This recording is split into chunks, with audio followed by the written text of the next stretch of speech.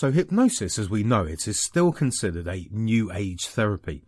However, it's been around for many thousands of years in one form or another, and to fully understand where hypnosis originated and why this is not just a fad, we need to go back and look at some of the earlier history and evidence of hypnosis right the way back to the ancient world. In fact, we can go back over 5,000 years to the ancient Egyptians to discover evidence of temples of sleep, with important buildings being frequented by people seeking enlightenment and healing whilst in a sleep state, or what we would call today a trance state when inside the sleep temples. In ancient times, of course, it was believed that entering the sleep temples and entering the state of sleep or dream connected them to the gods, where the gods would intervene in their lives, give them answers to their difficult questions and help them to heal their ailments.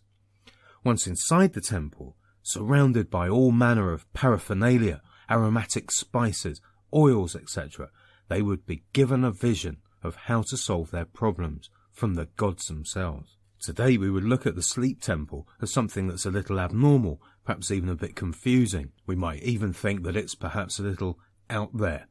But back then, everyone believed it worked. It was just the thing that you did if you had an issue or a problem that you needed to get resolved.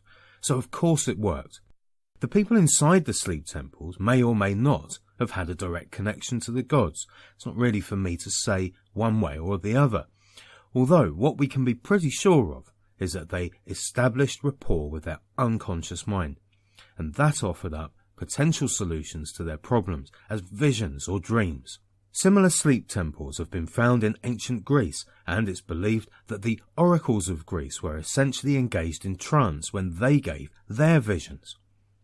The whole ceremony and process of the sleep temple experience has all of the ingredients for inducing trance, confusion or overload through the use of aromatic oils and herbs, darkness and in some cases low chanting, a desire to change something, action.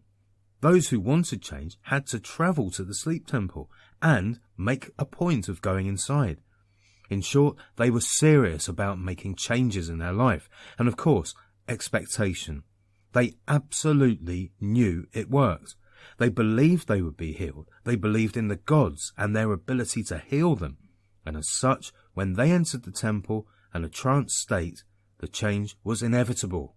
In today's hypnosis, the same ingredients can and often are used, albeit more subtly.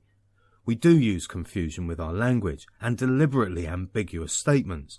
We would ideally have our subjects travel to us for hypnosis, as then they have a buy-in, they've bought into the process. This also serves to add confusion in unfamiliar surroundings. We would want to be convinced that the subject has an open mind to the possibility that hypnosis works. And in fact, the subject must accept that it does before we start a session, and they must be at cause for the results.